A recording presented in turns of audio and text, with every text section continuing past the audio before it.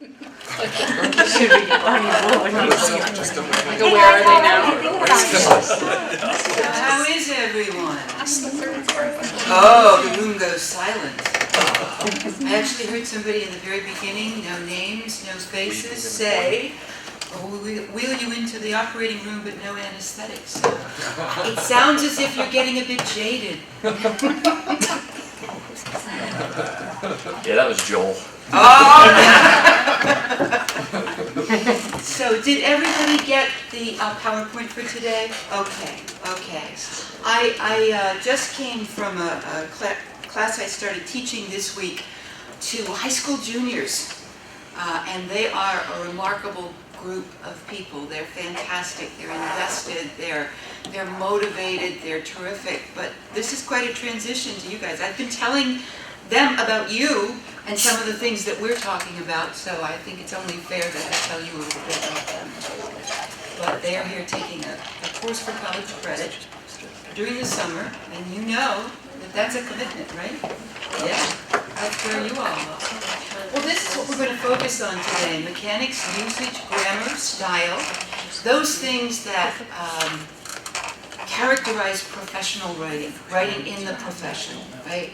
And some of these are going to be obvious to some of you, but I think it's worth going through some of this material. We're also going to talk about bias-free writing, which is actually discussed quite a bit in the literature in the nursing profession in many of the journals. So I think it's an important topic for us to visit. But I did want to check in with you about some of the things that have happened since the last time we met. How is SafeAssign working? I see that some of you have used it. It's working well. It's good? It's Yeah. okay? It's helpful? All right, I'm glad to hear that. Thanks to Colin for that. So I will pass that along to him. That's fantastic. And Kenise is here with us again today. Thank you for joining us again. So if you want to get on camera, hop in front, get on the tabletop, you know?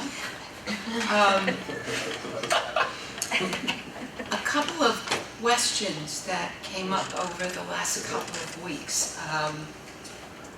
One of them, let's see. One of them had to do with the use of the first person in writing, and that's actually something I talked to my high school students about earlier today. And I worked that into the PowerPoint, so we will address that. That's important. The other question that came up was about annotated bibliography.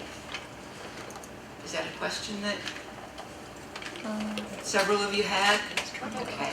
So I wanted to maybe, again, it's already been due, we're over with that, right? Done deal. But I did want to revisit that. And I listed up here some of the terms that you'll find in different disciplines having to do with a listing of sources, and they do suggest different things. The operative term in APA, of course, is references. You'll also see bibliography sometimes. Works cited is more common in MLA, Modern Language Association, and list of works consulted. And I did find an example annotated bibliography that I shared with those of you who wrote to me. But I also wanted to see what the APA had to say about that. Why is it that we can't find information about annotated bibliographies on the APA website? And here's the message on the blog, once again, kind of becomes the go-to place. I'll just read the last paragraph to you. The APA style experts are often asked to provide the official APA-approved format for annotated bibliographies. And that is, bibliographies that contain the author's comment on each source. As you may have guessed, there isn't one. APA style doesn't use bibliographies of any sort. In addition, though, the reference list in APA style contains only the information that is necessary to help the reader uniquely identify and access each source. That's why there is no format for an annotated bibliography. So basically, here's the difference. The references in APA list all the sources that you will also cite in the body of your paper, right? So you want to be sure that you have an in-text citation for any item in your references so that your reader can cross-reference those. Works cited means basically the same thing. If you're using works cited, which is MLA speak, then anything that's listed in the works cited does appear in the text of the paper as well.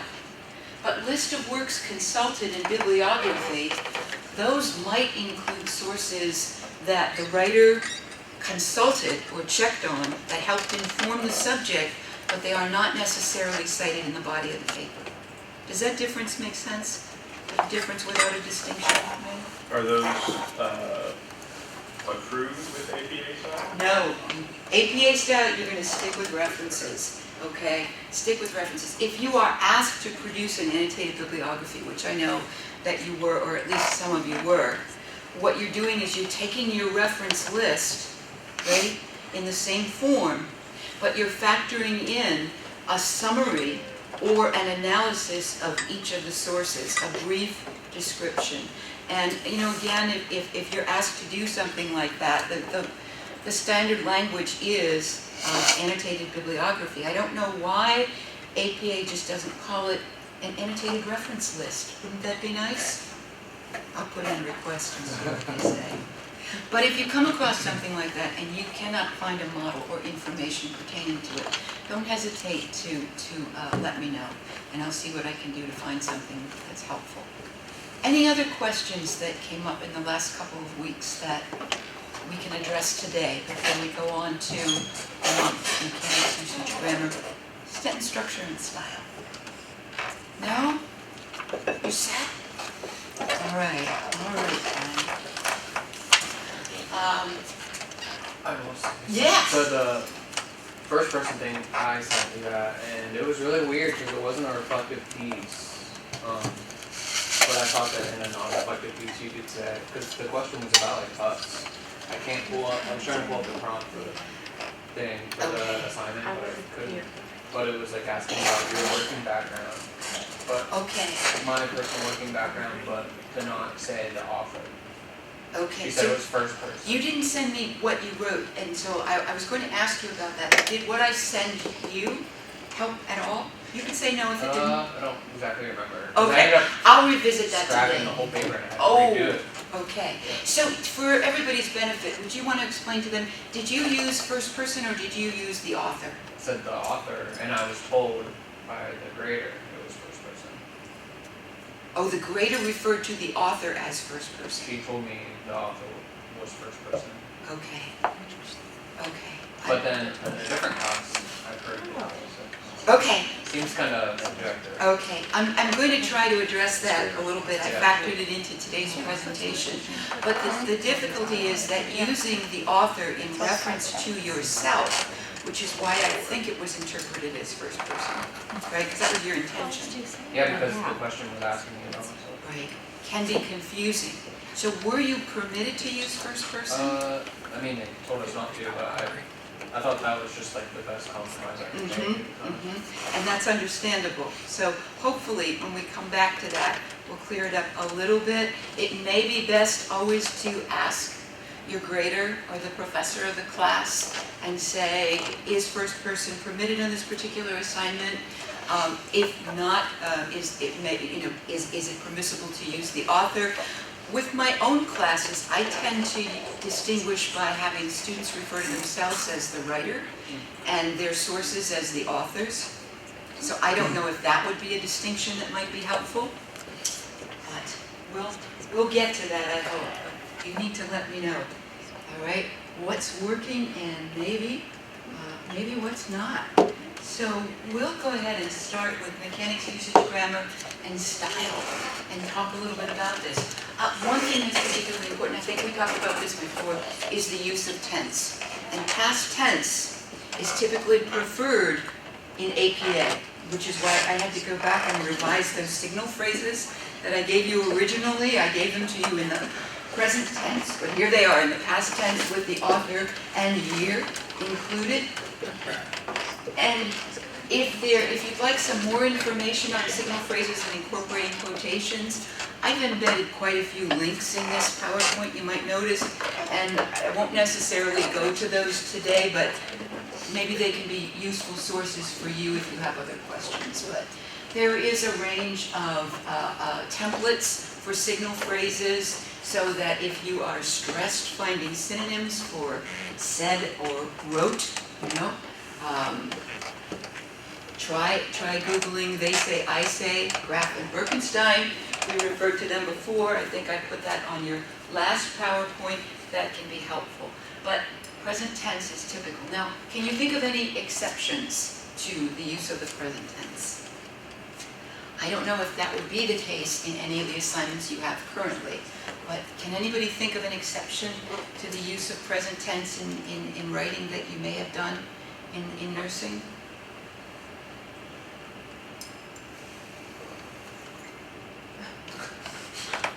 Yeah. If the author wrote something in the past in 2015, I can't say, I have to use past tense. You have to use past tense, and you'd say research was conducted, right? Yeah. Et cetera, et cetera, et cetera. If you're talking about an existing condition, right, the prevalence of a particular disease in a certain community, present tense might be appropriate there, right? That this community has a higher than average incidence of cancer, or whatever it might be. So there might be situations where that shift to the present tense is appropriate and necessary, because if you put that in the past tense, it sounds as if that's no longer an issue for that community, right? So, use good judgment. Yeah. So my understanding up till right now has always been, whichever tense you use, you want to stick with. Yeah. You don't want to flip-flop back and forth between sentences. You want to be consistent, but again, there may be times from one section of the paper to another Okay. when that shift might be appropriate, but you don't want to arbitrarily just shift. Okay. So you don't want to do it within the same paragraph. Right. Typically not. Okay. Typically not, because usually your paragraphs are focused on something like providing background. So if you're giving background about an existing condition or situation or disease prevalence in a certain community, that would all be about that. And present tense may be appropriate if that persists. Okay? I feel as if I have to end any of these explanations with, it's all relative. All right, so the other issue here is point of view, right? So we're talking about third person, he, she, or they, which is objective, and first person, I or we, is subjective, appropriate for certain writings such as reflection, but if first person is not permitted even in reflection, then you might need to figure out how to reconfigure the sentence and maybe talk about nurses, a nurse, or a DNP, and use that appropriately. So according to the style blog here again, and this may be what I sent you, I'm not sure. Authors sometimes use the third person simply because it sounds more objective, right? Authors will often use the authors as a stand-in for I or we, but using this phrase can lead to confusion. And I don't know if this was an issue for you or not. So think of this sentence. As Smith and Jones, Andrew, noted, there is no correlation between television viewing time and calorie intake. The authors replicated this finding with 3 experiments. So the question there becomes, which authors are you referring to? Okay? So does it refer to both Smith and Jones, Andrew, or does it refer to the authors of the current paper? You would likely guess it's the latter, but the meaning would be more clear with we. According to the style blog, they grant that in this instance, first person would be more appropriate. We replicated this finding with 3 experiments. That would be the authors of this paper. Now that might be more of a situation that occurs with a publication than a paper that you're submitting for a course. All right? So, a little bit of an insight here, but what if we didn't replicate the findings? You know, that's another issue. Who is the we and what did the we do?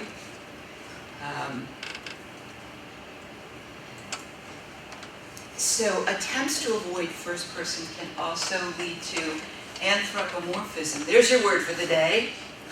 Anybody care to venture a definition?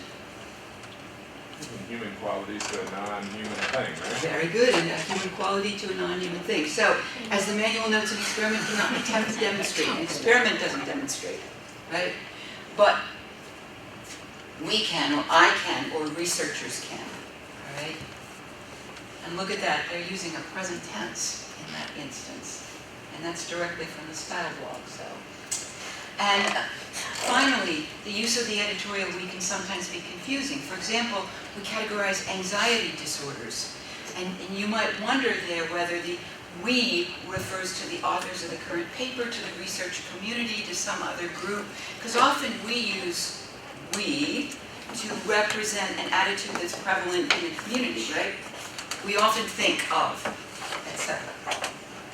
As the manual states, you could simply rewrite the sentence, as psychologists, we categorize anxiety disorders, or maybe even psychologists categorize and leave the pronoun out of it altogether.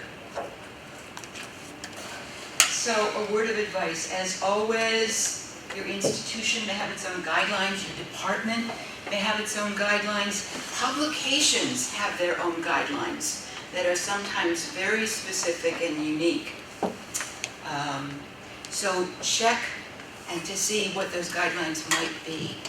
It can be a hot topic, but dissertation committees sometimes advise students to follow the style with a list of school-specific exceptions. If you're submitting for publication, check the publisher's guidelines. Okay? It varies from state to state. Voice is another consideration in addition to what we've been talking about. Now, when we talk about voice and active and passive, we're not talking about tense, all right? And they're often confused. Active and passive refers to who is performing the action of the verb. And if the subject is performing the action of the verb in the sentence, then it's active voice, right? But if the action is delayed, maybe embedded in a prepositional phrase, right? The ball is thrown by the pitcher. Active or passive? It's present tense. Is it active or passive?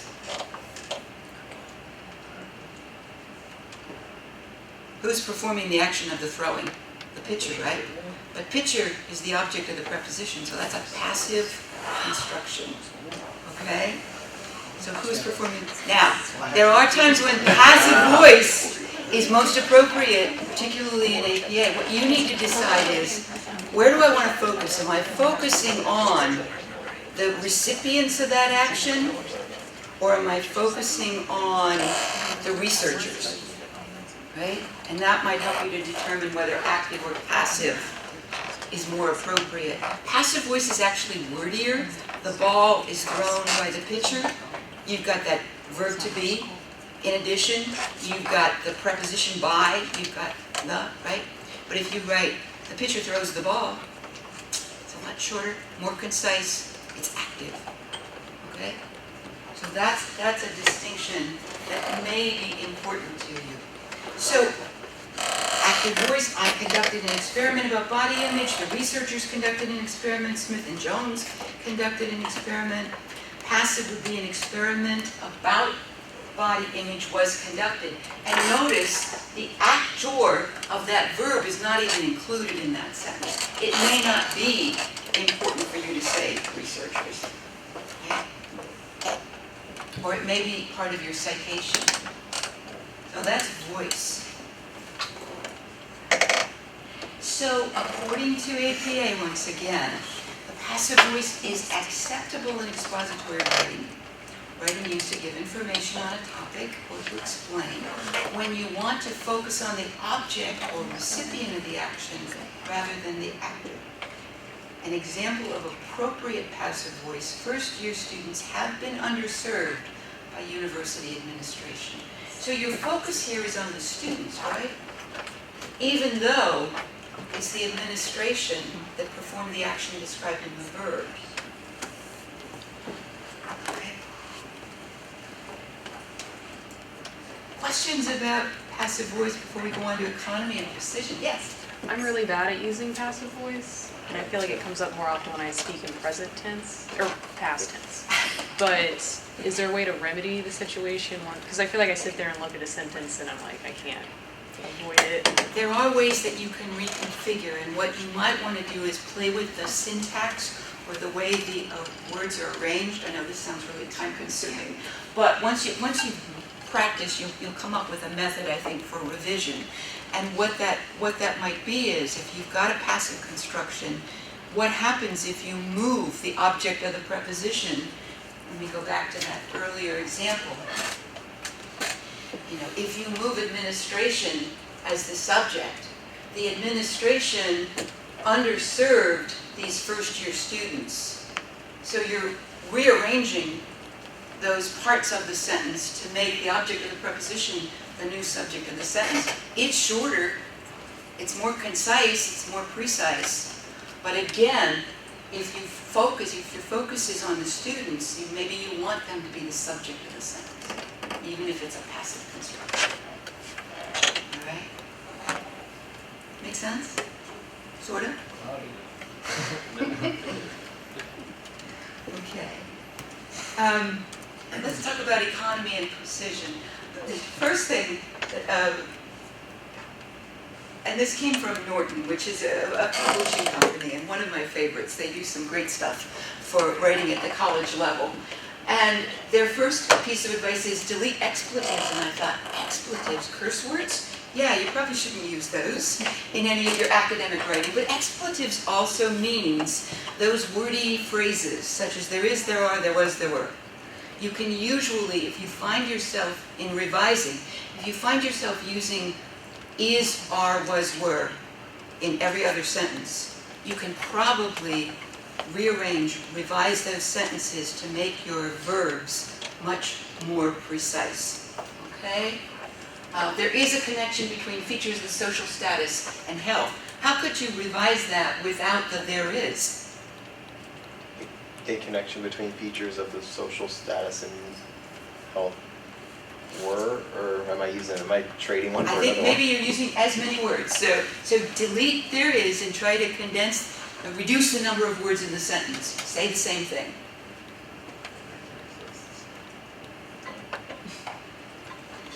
You might want to convert the noun connection to a verb.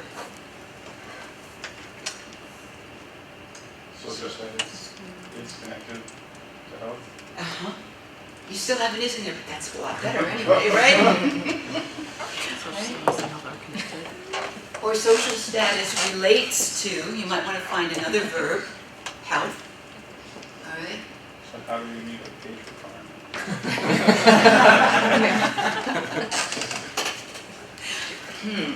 That's a good question. And actually there are times when wordiness will hurt you more than not meeting a page requirement. So you want to weigh those two. The reason is because these phrases are particularly redundant. The reason is because. If you're using because, you don't need to say the reason, right? I believe personally. Well, if you're using first person, in those times when you're permitted to use it, you don't need personally because first person is personal. Positives instead of clauses. So Mr. Roth, who is a patient in the ICU. Now, right now that's written as a clause, a relative clause. Who is a patient? We talked about removing forms of the verb to be. If you convert that clause to a more concise appositive, it becomes Mr. Roth, comma, a patient in the ICU, right? Okay? So there are times when, you can, as you're editing your work, you can spot things like this a little bit more easily. And here again is a source that provides a list of wordy expressions, and they're more concise substitutes. And that might be handy if you think that economy is an issue for you in your writing. So parallelism. Parallel structure means, think of parallel parking, which I'm very bad at. But think of parallel parking. You're lining up elements in the sentence. And typically you need parallel structure in a sentence if there is a list, or if you're joining with and or but or for or to, and or typically, okay?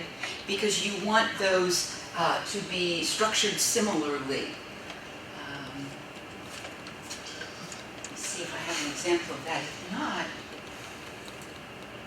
yeah, here's some.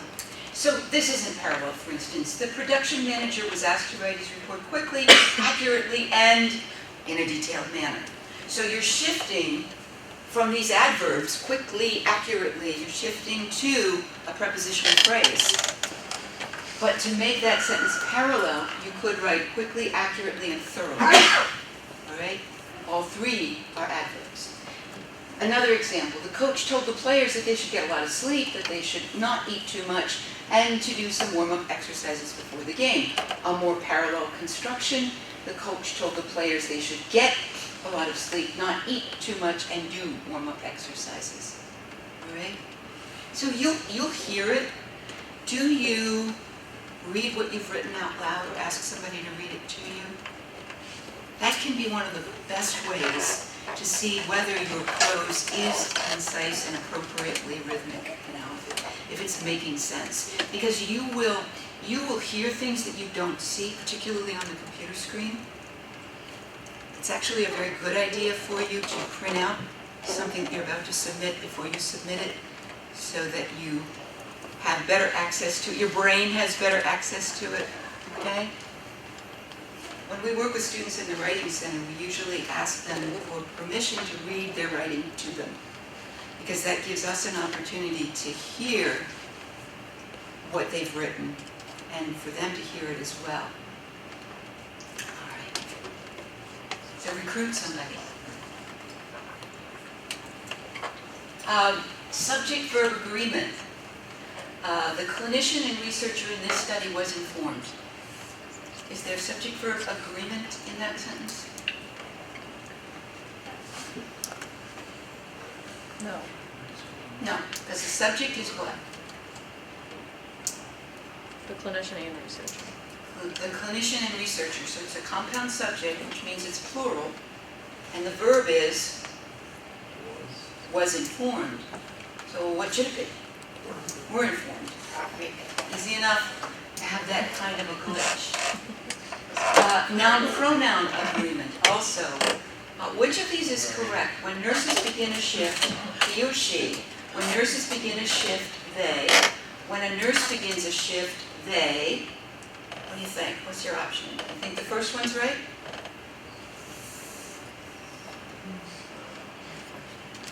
No. No, it's not, because nurses is plural, and he or she designates the singular. How about the second one? Yes. Yeah. How about the third one? Also yes. Also yes. No. Yeah. Wait, really? Because now, Oh. you want to continue with that? Yeah, here. you attached a link, so. Oh, you did some homework. No, You guys just, wouldn't I say just me. figured there wouldn't be a link attached if it weren't. Oh, I thought you looked at the link. Okay. Deductive reason. So the singular they is becoming more acceptable. Now here again, you may want to check, APA has not completely endorsed the singular they, but this is in a move toward making language more inclusive and not necessarily designating he or she, which is binary, right? They would include any gender identity, okay? Oh. So, an easier solution might be make everything plural, right? If that is a way for you to remember this and keep it kind of consistent. Okay. Can we still, like, the third one, the third Yeah. bullet, well, the fourth bullet, technically, the last one. Yeah. Can you use he or she instead of they there and still be proper? You can, in certain circumstances, once again, this may be considered less inclusive, and therefore not as appropriate. We're gonna talk about bias-free language, and this comes up again. Okay. So, yeah, I know, you might have been taught that that was the appropriate pronoun reference for the singular, right? It's inclusive, it includes both men and women, but as we move to recognize a greater variety in our society, Okay. but I would suggest that before you use the singular they, or they as a singular, check it out and find out what's appropriate, all right? And there is the link, so take a look. Yeah, that is a giveaway, isn't it? Sure is. So they pronoun reference. The report indicated that they did not follow procedure. Now, I know I'm taking this sentence out of context, but they is a pronoun that might not clearly refer to whoever it was who didn't follow procedure. Was it the people on the floor? Was it the manager? Was it the nurse? Was it the physicians or nurses or physicians, whoever it might have been? So you want to be sure that there is always a clear reference for your pronoun. And who and whom. The physician who was on the schedule, or the nurse was unsure to whom the incident should be reported. All right? And the difference is that who is nominative or in the subject position, who was, okay? And whom is objective, to whom. Yeah, now I see eyes glazing over. What I see more often from students is using I in the objective position, as in my parents were always good to my brother and I. That should be my brother and me, right? Because it's the object of the preposition. So if you can substitute an us for it, use me rather than I, that one comes up a little bit more frequently. I should have factored that in case. Plurals and possessives. Healthcare workers are responsible. That's a plural, right? So no apostrophe is necessary. It's a simple plural. But if you're using the plural possessive, then you need to pluralize and then add the possessive. So healthcare workers' responsibilities. In other words, their responsibilities. Form the plural first and then add the possessive. So with an irregular verb like children, all right, we would say a child's health, apostrophe S, but if the plural is formed in the irregular, then you add the apostrophe S afterwards, okay? But if the plural is formed, oh, why didn't I just say doctors? With an S, the apostrophe comes after it. Yeah, all right?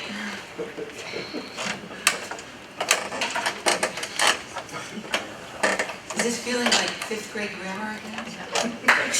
Dangling modifiers. After separating the participants into groups, group A was tested.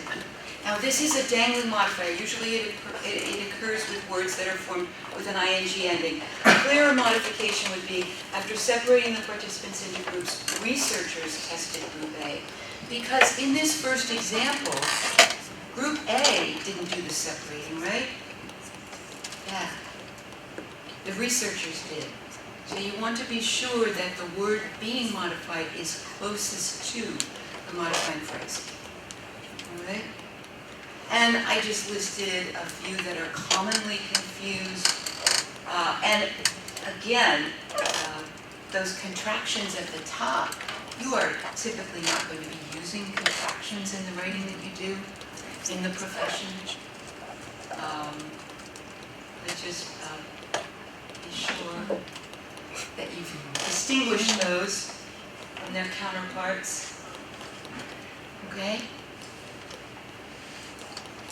So numbers are words. Now, this one gets a little bit back to APA. Usually we learn that numbers fewer than 10, we can spell those out, but that's not necessarily the answer to the question here for APA. Use words to express any number that begins a sentence. So 48%, even though it's larger than 10, because it begins the sentence, 48% of the sample showed an increase, and even though this number is lower than 10, 2% showed no change. That second one is represented numerically because it's in the sentence and not beginning it. All right? And again, want to learn more about that? There's a link.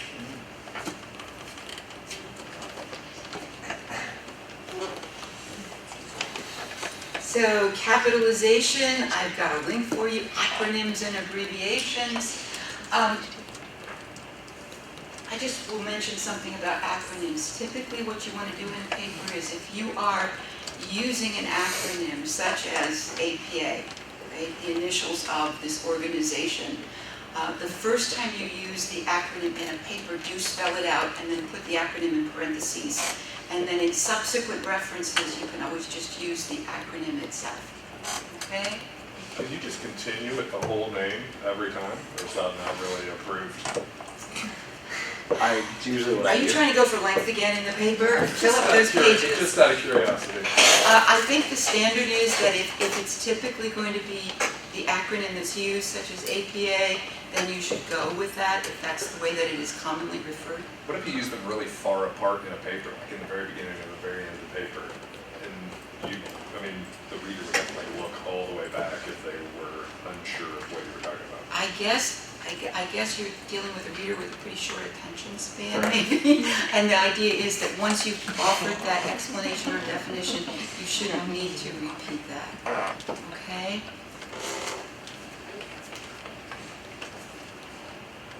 So, before we talk about highest free writing, I want you to try something. Let's say that you've written this, and this is certainly more of a reflective piece. All right? Get your red pens out now. Let's do it.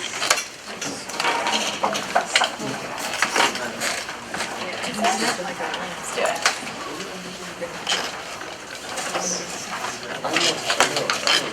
And My wife.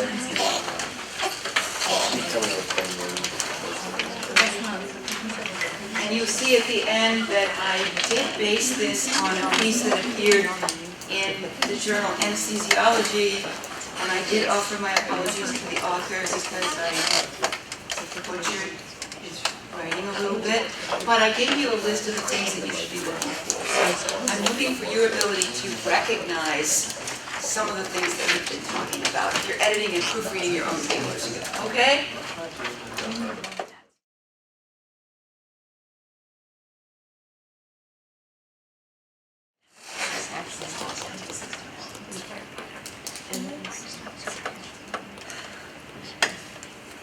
Okay, before we take a look at this, I wanted to come back to your question. And I look at the direction in the assignment which was describe your area of current clinical practice. And then the first option, the author's current clinical practice, which was regarded as inappropriate or incorrect, maybe because of some of what we talked about in the PowerPoint, and you couldn't use the direct, explicit first person, my current clinical practice. And I don't know if this would work, current clinical practice at Mount Carmel, to specify where you're currently working requires. I don't know if that would be an option, that would be an appropriate response to that. If first person in the first two instances doesn't work. Thanks. Yeah. So how many of you found all of those errors? Some of them? The reality is that when you're proofing your own paper, you're not looking at it and saying, well, I'm looking for 3 dangling modifiers. No. And the other reality is that most often writers tend to have patterns of error. So if you know that you might often confuse the plural and the possessive, target that as you edit and proofread, and that would be helpful. Start to recognize some habits in your own writing. The other thing I tried to do earlier on was take a look at some of the free proofreading services that are available online. And you've even got your grammar check in Word and your spell check in Word. Not always totally reliable. None of them that I came across were actually totally reliable when I submitted some samples to them. But you know, you might find them helpful. Does anybody have any to recommend? Anything that you've used that works particularly well? No? Okay. If I come across anything, I will send it your way. So let's talk about this. How about the first sentence? Healthcare providers anywhere in the world today have to be conscientious in the ways that they communicate in order to help their patients. All good? Anybody see an error in there? Yes? Erase has and put have. Have. Okay, this should be have, right? Because we have the plural subject, and sometimes there is a problem with agreement when the subject is some distance away from the verb, and the object of the preposition that separates the subject and the verb is singular. You know, that can happen. So that's one. All right, good. Is anywhere right? Or, I mean, well, that whole sentence seems like a disaster. Say healthcare providers today. Yeah, it's not a great sentence. It's not a great sentence, but it is otherwise technically, grammatically okay. Anywhere is okay? Yeah. Better than everywhere? Mm. Or just anywhere? Yeah. Or just in the world today. Let's eliminate that. That's a good example of wordiness, which I did not include. All right. Healthcare providers in the world today have to be conscientious in the ways that they communicate in order to help their patients. Is it better?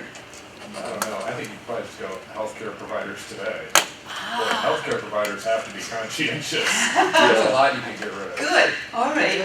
All right. And I think this was a reflective piece. And I don't want to put all the blame on the author, because I certainly tampered with it a bit myself. But I think the point here was because the writer is talking about communication with people who might be speaking another language, this idea of a worldview may have seemed important. But I like your point. I think certainly you can cut that word. You can cut that down. And I didn't include wordiness. I should have, so I'm glad you did that. What was your suggestion? Healthcare providers? Just go straight to have to be conscientious? Right, because it's present tense. Have to be conscientious in ways they communicate. Have to be conscientious of the ways they communicate, right?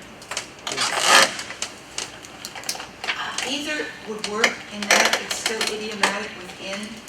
Conscientious in Mhm. Mhm. the way they communicate. Well, I guess you can communicate in multiple ways. You can communicate in multiple ways, I think, so that the plural seems appropriate there. Can you move that? You can get rid of that. Oh, you guys are better than this. Good, good, good. And what else could you get rid of? In order to. Yeah, well, in order. I think you'd need the two, right? Healthcare providers have to be conscientious in the ways they communicate to help their patients. And we could still do some work on that sentence, but it's better. It's better. I believe that if providers are fully prepared and supported, then they are better equipped to communicate more effectively with their patients when the stakes are so high. Anything there? Probably get rid of I believe that. Ah. And just start the sentence with if. Yep. Okay. Okay. That I think might be part of the original, actually. Rid of that. If then, yeah, you could. If providers are fully prepared and supported, they are better equipped. You could.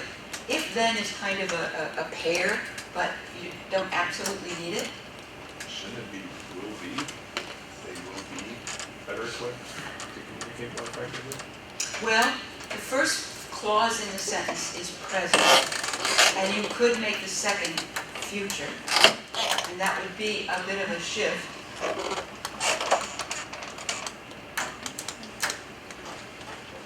But I think that would be appropriate in this case, okay?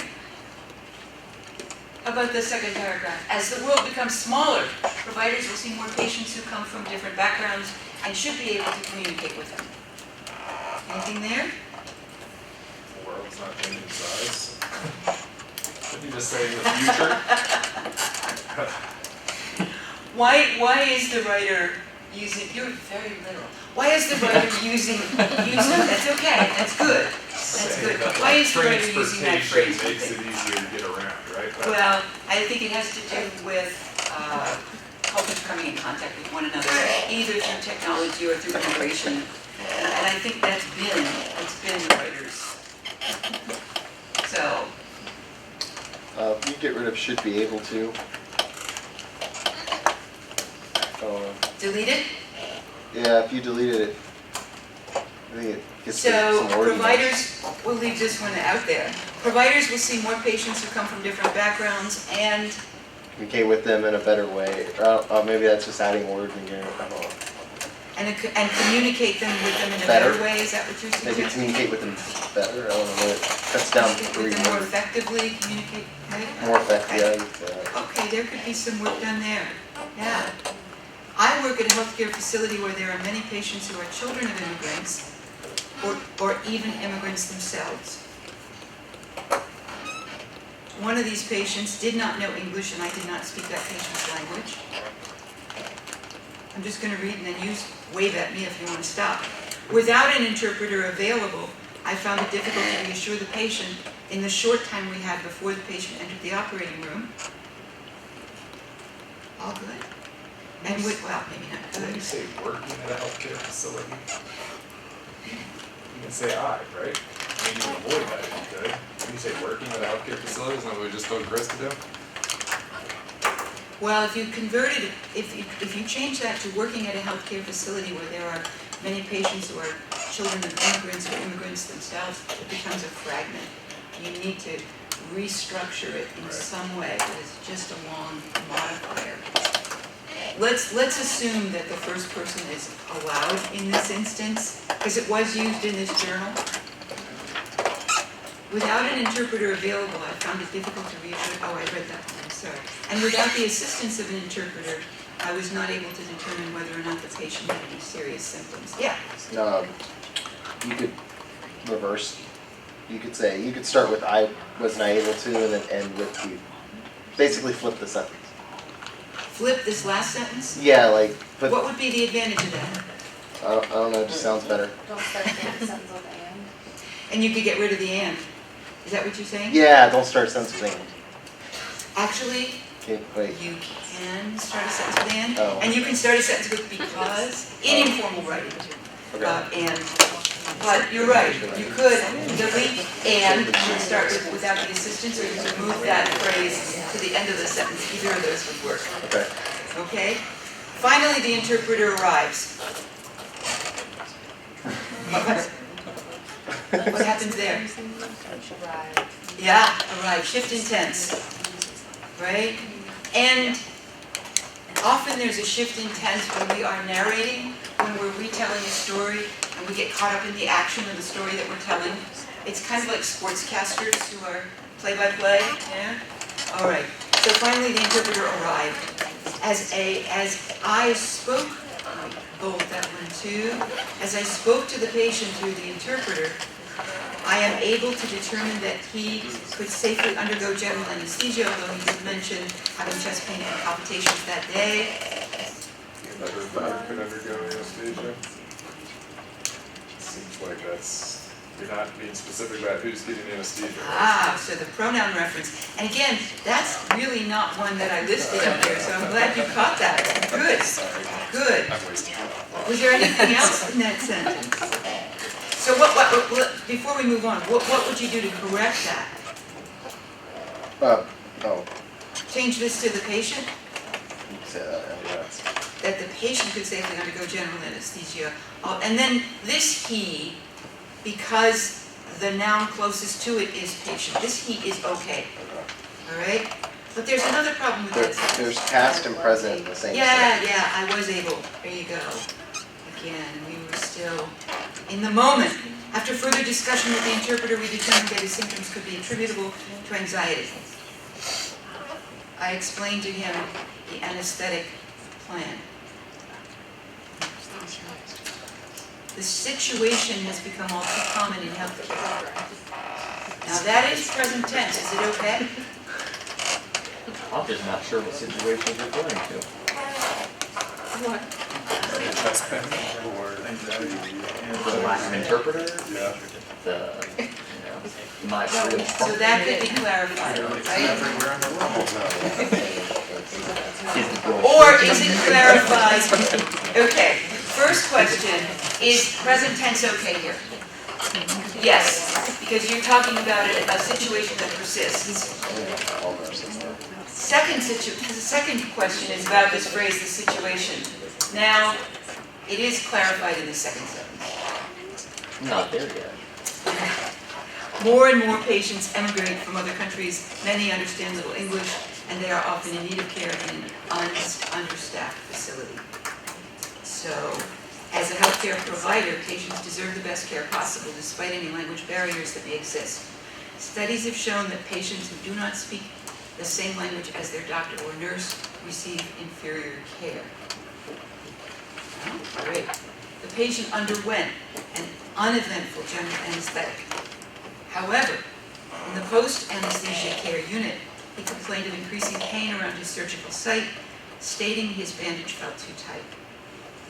In addition, his blood pressure was elevated significantly from his preoperative baseline value. With the assistance of the interpreter, I was able to determine that he had no chest pain, shortness of breath, he didn't have a headache or other alarming symptoms. Yes? Could you do a semicolon after anesthetic before however? Wait, which? The first sentence. The first sentence, oh, you could. Combine those sentences? Yeah. Yeah, you could. And the semicolon is good there. That's a conjunctive adverb. So if you're combining those sentences using a word like however or consequently or therefore, the semicolon precedes it and the comma comes after it. So you think that reads more smoothly? Okay, good, good. Anything else in what we've read so far up to symptoms in the last line? Anybody see a problem? Yes? I mean, I don't know how to categorize it, how it reads, no chest pain, shortness of breath, he didn't have all that. That's a lack of parallelism. Okay. Good, good. So how could you make that more parallel? He had no chest pain, shortness of breath. Just get rid of he didn't have a. Yeah, just go to headache, right? Yeah, headache or other alarming symptoms, okay? And again, it's more concise. His other vital signs and rhythm strip was normal. Or normal. So we got agreement there. I'm not holding it anymore, I'm leaving that behind. His intraoperative course was unremarkable. It was given oral acetaminophen, and what is that one? Anybody? Can I make it up? Gabapentin? In addition to intravenous hydromorphone, his pain significantly improved and soon he was discharged. So you guys found a lot more than I did to improve on this, which is good, which is good. And I know you resolve your issue with the vagueness of the situation too, but good to go. Questions about that? All right.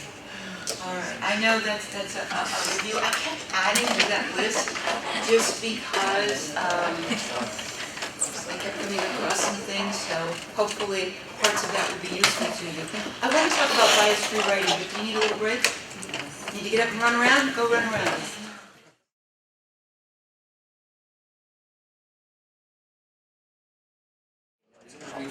Yeah, that's kind of obvious. All right, so this may not take us the full second half, we'll see. But I thought it was important that in addition to some of the more fundamental stuff, like mechanics, usage, grammar, spelling, structure, and economy and precision, which are also characteristics of style, I thought it was important that we talk about bias-free writing. And bias is sometimes something that we are not conscious of in our writing. It's very easy for us to reveal a bias that we might have. And with the best of intentions, we may never intend to exclude or insult anyone. But it's important that we are conscious of the language that we use so that we are inclusive, especially with the patients that you work with. And that's one reason why I thought that particular piece about working with a patient whose language is not English might be particularly appropriate as a lead-in here to bias-free writing. So APA, once again, the manual states that it is important to respect preferences, not just differences, but preferences. Call people what they prefer to be called, accept that preferences change with time, and we see that kind of change, for instance, with the evolution of they as a singular pronoun, and that individuals within groups often disagree about designations they prefer. Make an effort to determine what's appropriate for your situation. You might need to ask your participant which designation they prefer, particularly when preferred designations are being debated. And I've got a link there for you for more information if you'd like that. So here's another source. This is from BMC Medical Ethics. And the title of the journal article is Implicit Bias in Healthcare Professionals, a Systematic Review. Now, implicit bias suggests that it is not something that is explicit or easily seen or often seen, but it is implicit. It is present in any event, and sometimes the healthcare provider is not conscious of that. And Fitzgerald and Hurst write, a patient should not expect to receive a lower standard of care because of, now here they're using her as the preferred pronoun. And for a while, that was actually recommended because historically his was always the pronoun that defaulted. You know, we default to the his. However, now that's changing. So maybe Fitzgerald and Hurst would revise that to say patients should not expect to receive a lower standard of care because of their race, age, or any other irrelevant characteristic. However, implicit associations, unconscious, uncontrollable, or irrational processes may influence our judgments, resulting in bias. In addition to affecting judgments, implicit biases manifest in our nonverbal behavior towards others, such as the frequency of eye contact and physical proximity. Implicit biases explain a potential dissociation between what a person explicitly believes and wants to do, that is, you want to treat everyone equally, and the hidden influence of a negative implicit associations on thoughts and action. I'm going to drop the her there. Perceiving a black patient as less competent and thus deciding not to prescribe the patient a medication, that would be a bias, certainly. So, this particular excerpt deals with nonverbal, but I want to focus on what can appear in your language as well, in your writing, because that's what we're talking about here, okay? So they continue the implicit biases of concern to healthcare professionals are those that operate to the disadvantage of those who are already vulnerable. And you might remember, or you might see in the essay that I gave you to proof and edit, there was a little footnote that talks about research that's been done on this, that healthcare provided to people who are disadvantaged in one way or another because they are perceived to be different sometimes suffers. Examples include minority ethnic populations, immigrants, the poor, low health literacy individuals, sexual minorities, children, women, the elderly, the mentally ill, the overweight, and the disabled, but anyone may be rendered vulnerable given a certain context. The vulnerable in healthcare are typically members of groups already disadvantaged. So, there's a lot more in this particular source, Faulkner, Vernon, and Zagaja, I think, 5 strategies to combat unconscious bias. But I just listed, because they're fairly self-explanatory. Personal awareness, acknowledgement, empathy, advocacy, and education are all ways to deal with biases. And that awareness is a good first step. There's a lot more information if you want to take a look at that. There's the citation. So I'm going to ask you to take a look at 20. Some of these are sentences and some of these are just phrases that do indicate bias, and come up with another way to say them. All right?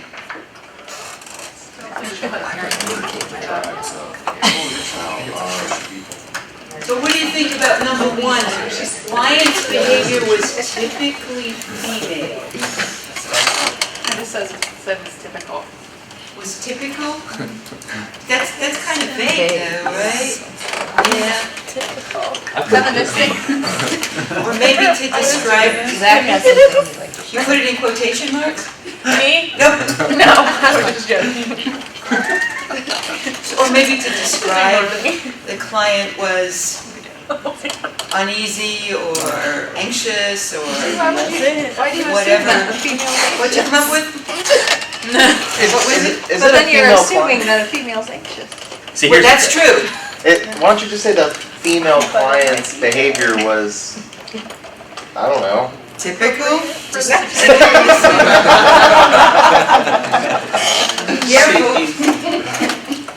Yeah, that's. Although, can we just erase the sentence and not have it in the paper?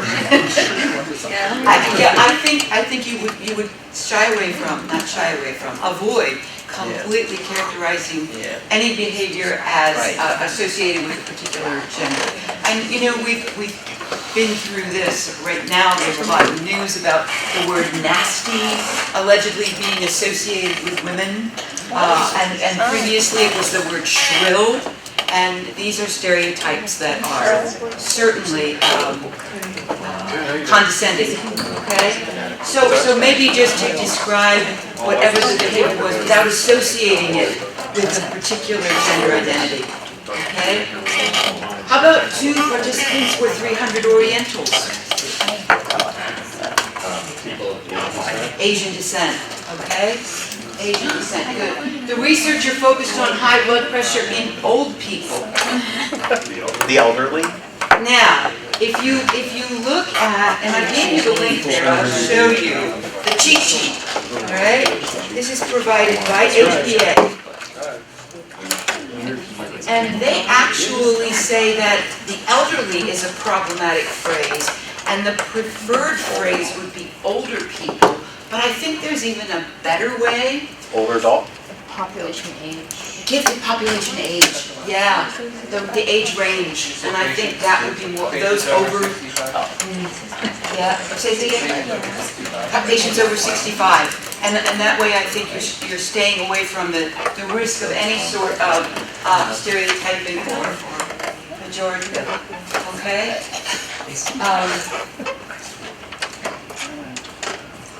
Yeah. I pulled that up and then I didn't show it to you, see? That's what the link is, General Guidelines for Reducing Bias, okay? So, how about number 4? Study included both girls and men. Women and men, or females and men, or females and males. Maybe if it was girls, again, maybe the age ranges would be the most appropriate and the most professional there. All right. The client is usually the best judge of the value of his counseling. Now, again, we're coming to this pronoun and antecedent, the word that it refers to. If this is an self-identified male, maybe that's appropriate in context. Right? But the best way to revise if you're writing about client in general might be to pluralize. Clients are usually the best judges of the value of their counseling. And then you're avoiding any sort of assumption. Research scientists often neglect their wives and children. Family, their wives and children. Because you don't know that research scientists have wives or children. Absolutely, right. right? So, and the assumption here is that these scientists are male, right? Given the way that that sentence is set up. I didn't assume that. Good for you. Because you're a man. How about the authors acknowledge the assistance of Mrs. John Smith?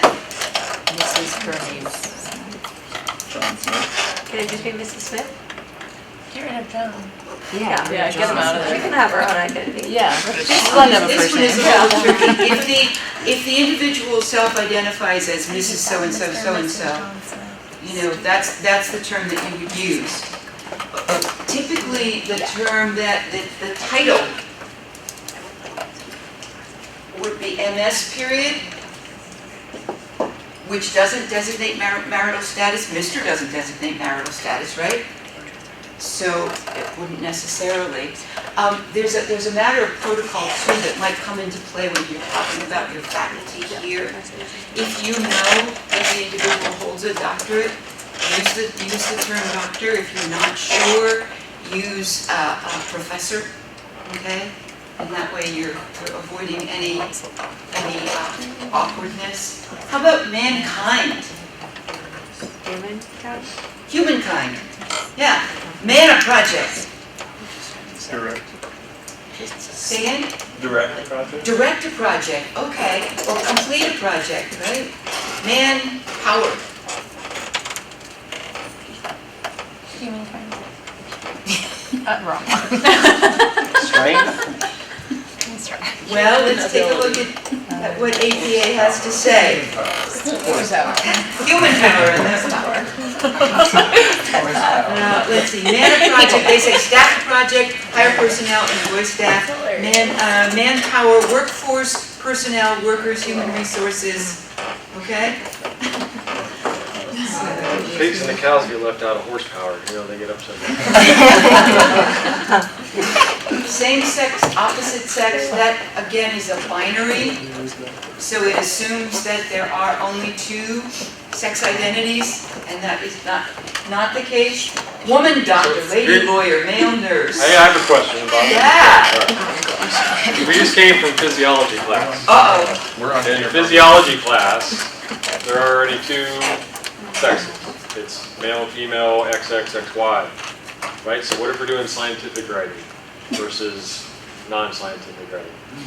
I think that Is might that be, gender that might be identity? the difference, right? If That- you are writing for an audience, or if you are directing your conversation to an audience that is the general population, these might be more appropriate than in scientific writing, where in physiology, for instance, the specific gender identities, that might be a way to deal with the scientific material, right? Yeah. Because you're talking about physiological differences, right, that might be appropriately. Because the conversation we have at the faculty meetings is saying we're going to go to gender-free writing, except for, I don't know, the science books, the textbooks still refer to two sexes, and it's a physiological process, it's not a social context, Right. right? Because so the one of the gender-free writing is a social context. The other two is a science-based concept that's proven that there's, you know. Yeah, no, that's a good So- point. I think you're right. We're talking here Yeah, about a that- social context. So we have that discussion sometimes in the faculty meetings, we don't, you know, how do we still respect the wishes of where the university wants to go, which is fine, but then maintain science. Right. 'Cause No, that's an science- important science. distinction, again, it's a matter of recognizing your audience and adjusting your language appropriately. So, yeah, for sure. Physiology, whole different arena. Whole different arena. This is one that I thought you all might be specifically attuned to, because nurses historically have been stereotyped as women, and fortunately, the field is being diversified, which is great, So you simply take those modifiers out of there: doctor, lawyer, nurse, driver, right? How about mothering? Nurturing. What is it? Nurturing. Parent, nurturing, Oh. parenting? Parenting. Chairman, somebody said it earlier. Sure, chairperson. Chair. You could say chairperson, but that's kind of awkward. Foreman, mailman, salesmanship. USPS, Postal Service employee. Postal Service employee, carrier, right? What about for foreman? Supervisor, good, good. What about salesmanship? Hmm? Salespersonship. Salesperson, but salesmanship is a characteristic, right? What did you sell? So sales, Professionalism. professionalism, right? Sales, ability, maybe? Indians.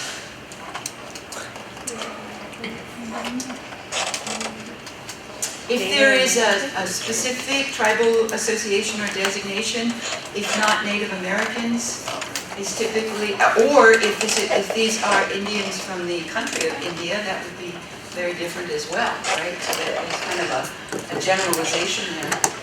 Eskimos. I thought there was a group of people that did prefer Eskimo and a different group that preferred Inuit, There might but I could be. be wrong. There might be. I'm not especially versed on Eskimo or Inuit people. Native Alaska might be. Is that true? I didn't see that he knows. Not belong to that? Let's see if I can find it. It should be listed on here somewhere. And there's a lot more on this than I've included. On yours. American Indians, okay. Choctaw will be Seminole.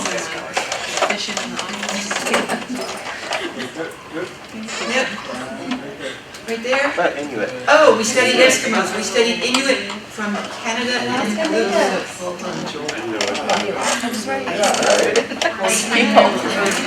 Native. Yeah, person again, there may be those who prefer the term Eskimos. So, if you have the opportunity to ask for a preference, that's important. A disabled person.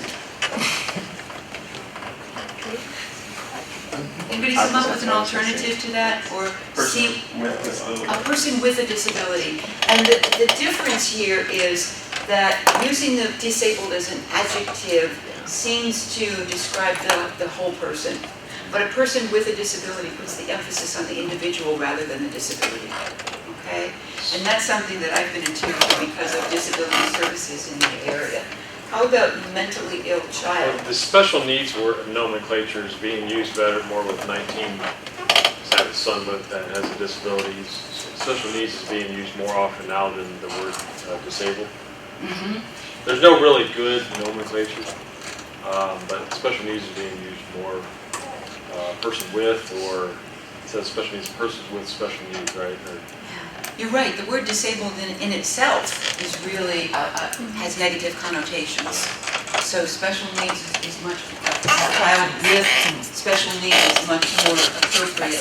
So there's a complete list here, but again, I have a little concern with some of those, so do your best to understand and see how the individuals self-identify, and then respect that. So that's all I've got for today. Next week, Jane will be rejoining the group, and I will be around through the month of June. So if you do have questions or concerns, please don't hesitate to email me. It's been a real pleasure to work with you. Thank you. Thank you so much. Great group. So take care. Oh, I forgot.